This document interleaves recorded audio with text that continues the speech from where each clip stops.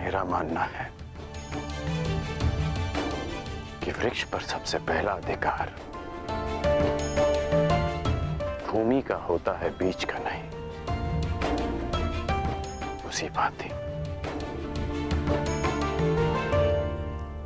एक संतान पर सबसे पहला अधिकार उसकी माता का होता है, जो 9 महीने अपने गर्भ में से रखती है। इसलिए सुप्रिया,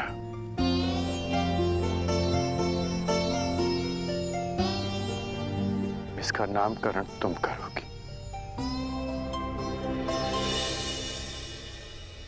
ऋषिकेतु।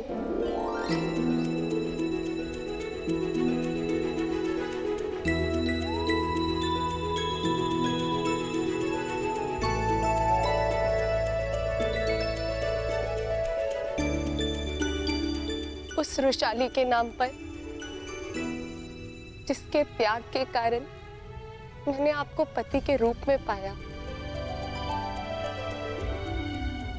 मैं उसका नाम अपने पुत्र को देना चाहती हूँ।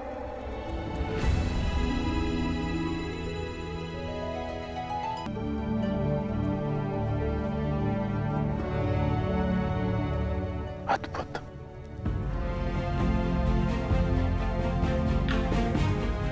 ये नाम सदा इसे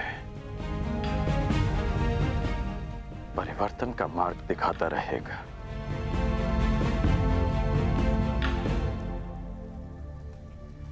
सुप्रिया, मैं नहीं जानता कि दिग्विजय पूर्ण होने में कितने वर्ष लगेंगे।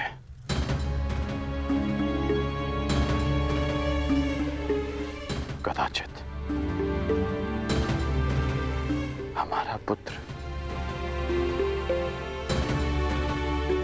बालक से युवा हो जाएगा। तुम इसका ध्यान रखना।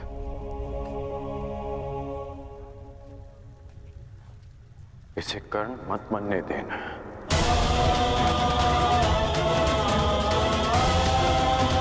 आवश्यकता पड़ने पर इसे वचन तोड़ना भी सिखाना।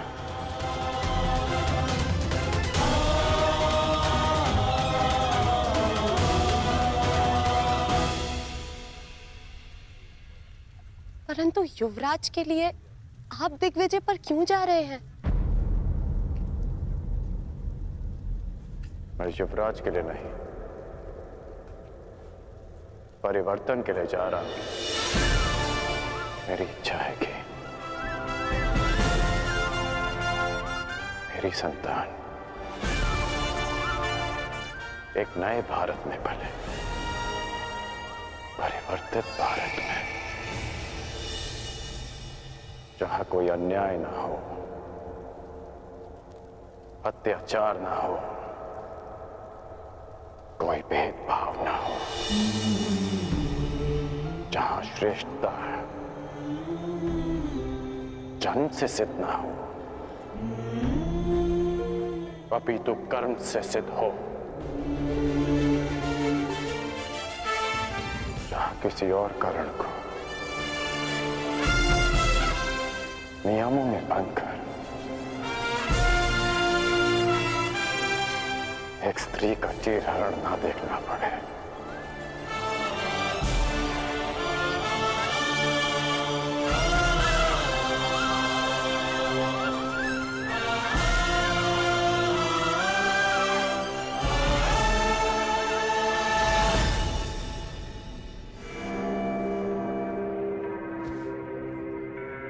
कुछ शेष तो नहीं रह गया? जी नहीं। मेरी पान सुपारी? जी। और मिष्ठान? जी, आपके अंगवस्त्र भी। जाओ। अमश्री, इतनी सारी सामग्री? युद्ध पर जा रहे हो सम्राट, वन विहार पर नहीं। और ये सारी वस्तुएं महत्वपूर्ण हैं। हर एक वस्तु काम की है। जैसे पान इसलिए कि रात्रि तुम जग सको। किसे ज्ञात शत्रु रात्रि में आक्रमण कर दे। और हाँ, मिष्ठान्न इसलिए कि आवश्यकता पड़ने पर भूखा ना मरना पड़े। अतिरिक्त अंग वस्त्र भी ले लिए मैंने, आवश्यकता पड़े तो ले लेना। ये सब क्या है गांधार नरेश?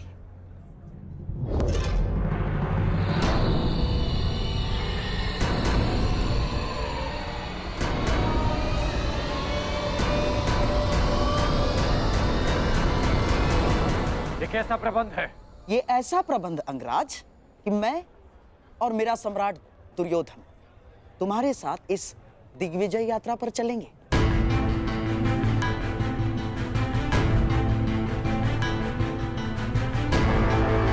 परंतु इसकी क्या आवश्यकता है? आवश्यकता है अंगराज, आवश्यकता है। तुम उन राजाओं पर विजय तो पालोगे, परंतु उनके समक्ष संधि की शर्तें कौन रखेगा? मैं। और हस्तिनापुर के प्रतिनिधित्व के रूप में मेरे दुर्योधन के समक्ष वो समर्पण करेंगे। मामाश्री,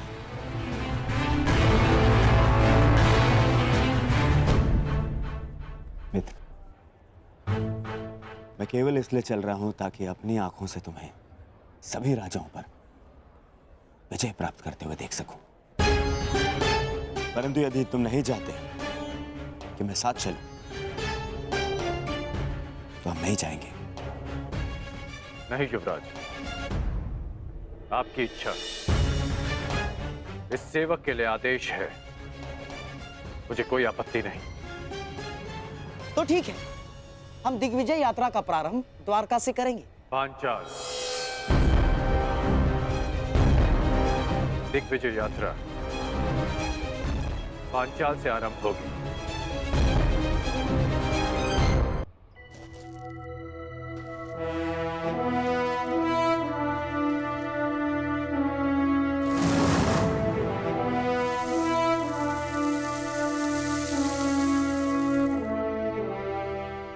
अब भी एक महत्वपूर्ण अस्त्र पाना शेष है पार्थ, पशुपतास्त्र।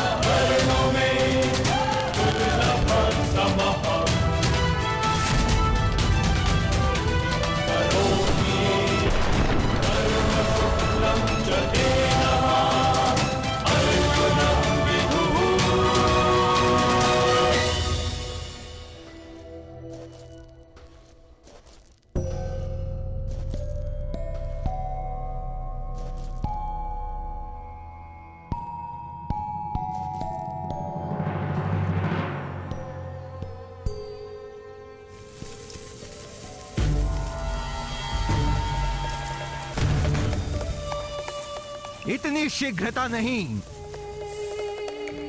मेरा लक्ष्य तुम्हें हानि पहुंचाना नहीं है, मुझे मार्ग दो। मार्ग में आए हो तो बिना युद्ध किए नहीं जा सकते।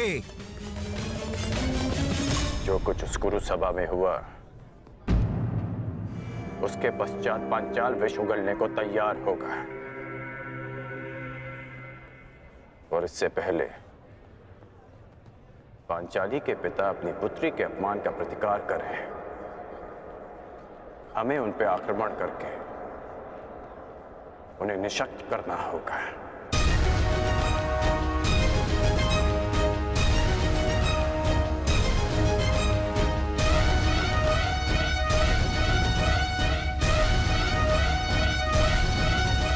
मामाश्री, शत्रु का पलड़ा अभी हल्का हो या बाद में, हमारा पलड़ा सदैव भारी रहेगा, क्योंकि हमारे पास कर्ण है।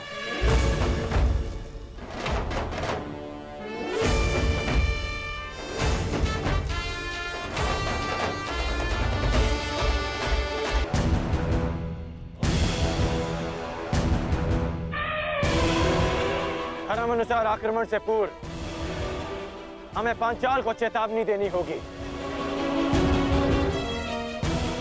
आक्रमण से पूर्व उन्हें समर्पण का अवसर देना आवश्यक है। मामाश्री, कहीं ऐसा ना हो कि हमारी दिग्विजय से पहले अर्जुन दिव्यास्त्र प्राप्त कर ले। इसीलिए तो मैं पहले द्वारका पर आक्रमण करवाना चाहता था दुर्योधन,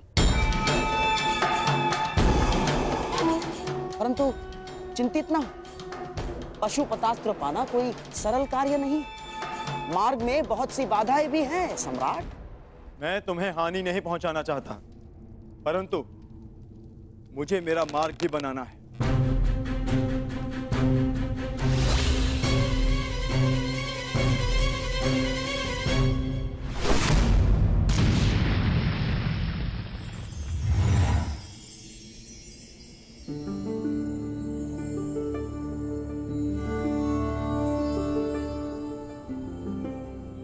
मैंने आज तक तुम जैसा मनुष्य नहीं देखा, इतना हठी परंतु इतना चैतन्य। तुम्हें मार्ग देकर मुझे आनंद की प्राप्ति होगी।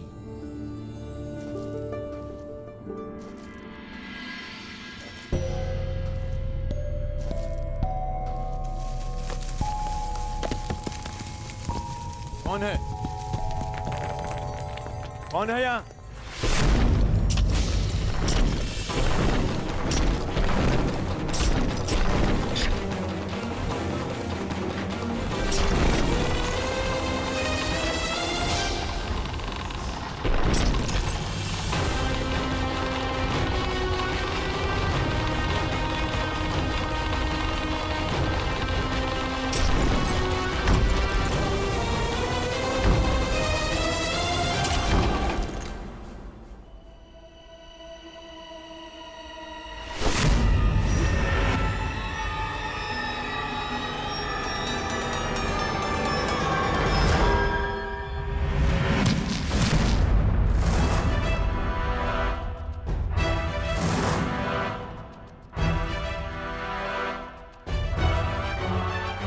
ये तो महागुरु परशुराम के शिष्य का संदेश है, परंतु किसका? द्रोण का, भीष्म का, या फिर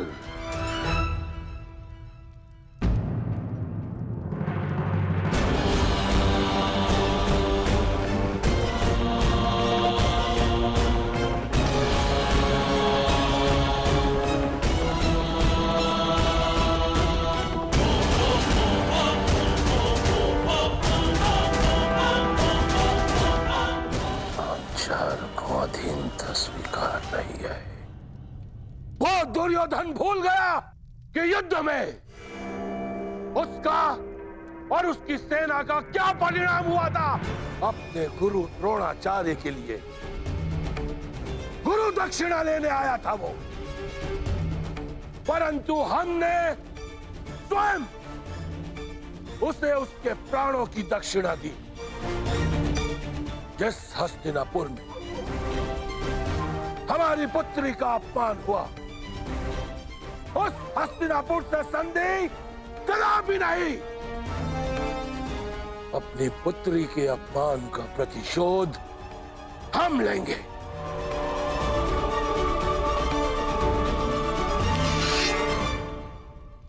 यह पांचाल नरेश द्रुपद हस्तिनापुर के विरुद्ध युद्ध का शंखनाद करता है। धृष्टद्युम्न, पांचाल के सबसे घातक अस्त्र को प्रस्तुत करने का समय आ गया है।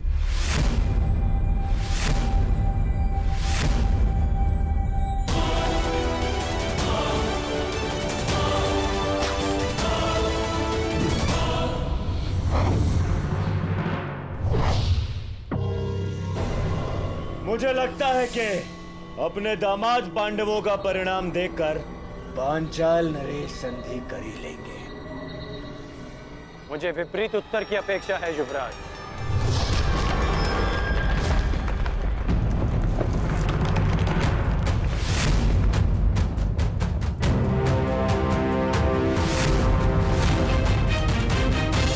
पांचाल नरेश का उत्तर आ गया युवराज।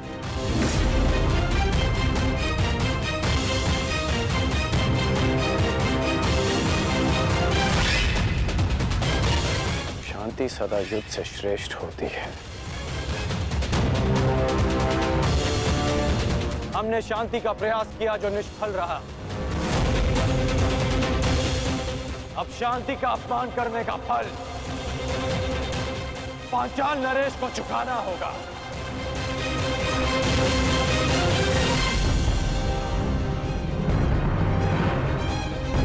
अब जब युद्ध निश्चित है अंगराज, तो सावधान रहना। कदाचित आपने पांचाल के मायावी योद्धा के विषय में नहीं सुना है। मायावी योद्धा? हाँ अंगराज, मायावी योद्धा द्रुपद की सबसे बड़ी शक्ति।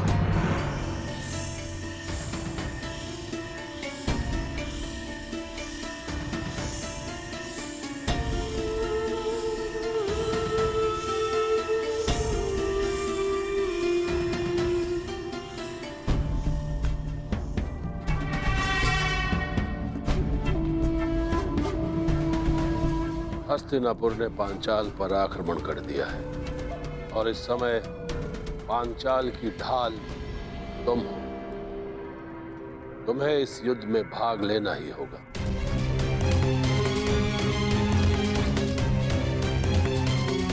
गहरे काले वस्त्रों में योद्धा नहीं, अंधकार है वो।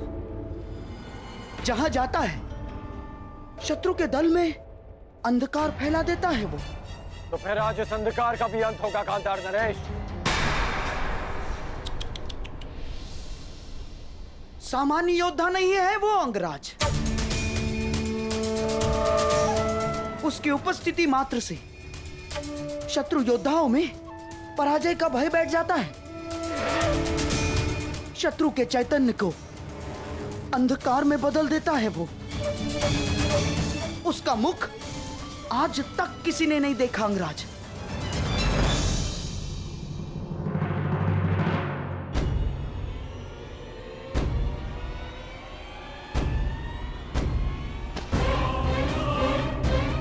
यही अवसर है पांचाल की रक्षा करने का और अपना प्रतिशोध लेने का, जिसकी कई जन्मों से प्रतीक्षा थी तुम्हें।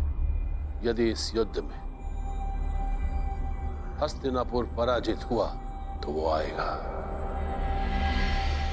वो अवश्य आएगा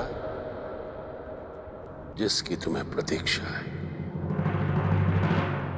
उसके सामने आते ही शत्रु के मुख से साहस उतर जाता है और भय का अंधकार छा जाता है अंगराज।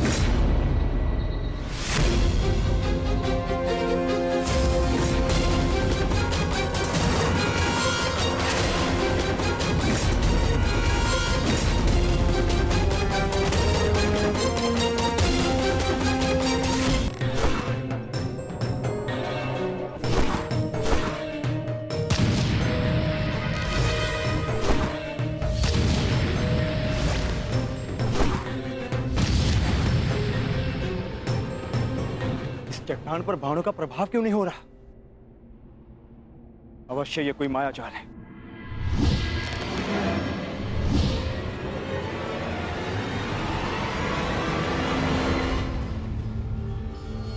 मैं तुम्हें चेतावनी देता हूं, मुझे युद्ध के लिए विवश मत करो।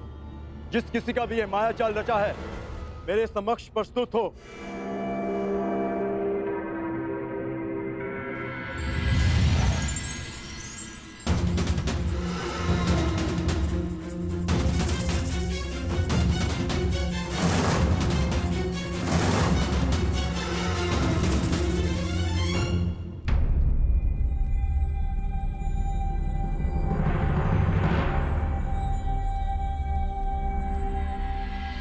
हस्तिनापुर ने पंचाल पर आक्रमण कर ही दिया। यदि हस्तिनापुर की सेना आई है तो वो भी जरूर आएगा, वो जिसकी मुझे वर्षों से प्रतीक्षा है। आप युद्ध कीजिए। हस्तिनापुर को अंधकार के गर्त में पहुंचाने के लिए आपका योद्धा उचित समय पर प्रस्तुत हो जाएगा।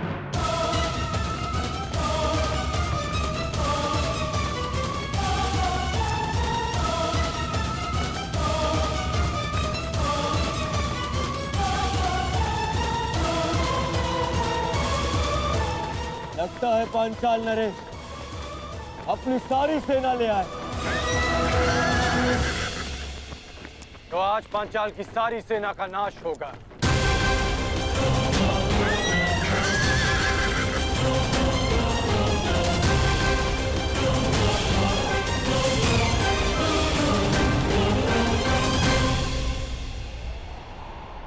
द्रुपद कोई विकट व्यूह रच रहा है अंगराज।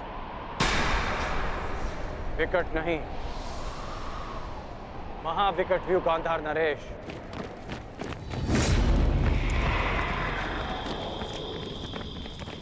ठीक से देखिए।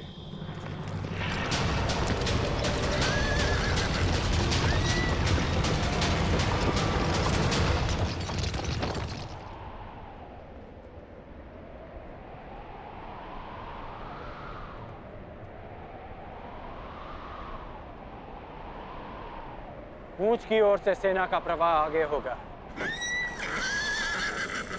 और 6 फनों की अगुवाई करेंगे 6 महारथी।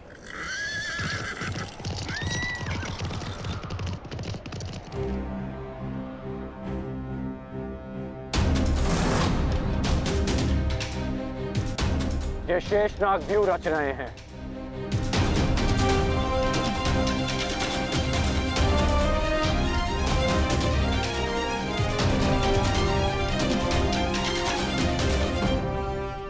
पहले ही प्रयाण में इतनी बड़ी समस्या।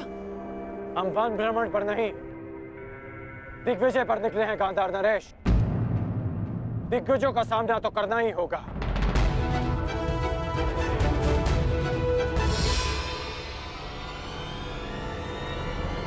व्यू रचना।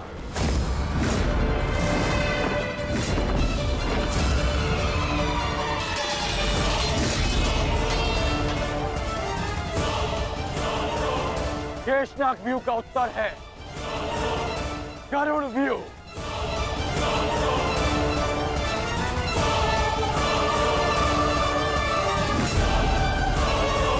जिस प्रकार नागों का दमन गरुड़ करते हैं, उसी प्रकार हमारा व्यू पांचाल की सेना को छिन्न भिन्न कर देगा। अद्भुत मित्र, अद्भुत। पांचाल नरेश, ये हस्तिनापुर की ओर से अंतिम चेतावनी है। अंतिम अवसर है आपके पास। युवराज दुर्योधन से संधि कर लीजिए। वही दुर्योधन ना जो पिछले युद्ध में हमारे हाथों बंदी बना था। वो दुर्योधन मित्रता के योग्य नहीं है। जिन कौरवों के हाथ हमारी पुत्री यज्ञासिनी के आंचल तक पहुंचे हैं, उन हाथों से संधि नहीं, अपितु उन हाथों का नाश होना चाहिए। अब मेरी भी अंतिम चेतावनी सुन लो अंगराज। तुम्हारा भला इसी में है कि लौट जाओ, अन्यथा जिस प्रकार चक्की में चने के साथ धुन भी पीसी जाती है, उसी प्रकार इस दुर्योधन के साथ तुम्हारा भी नाश होगा।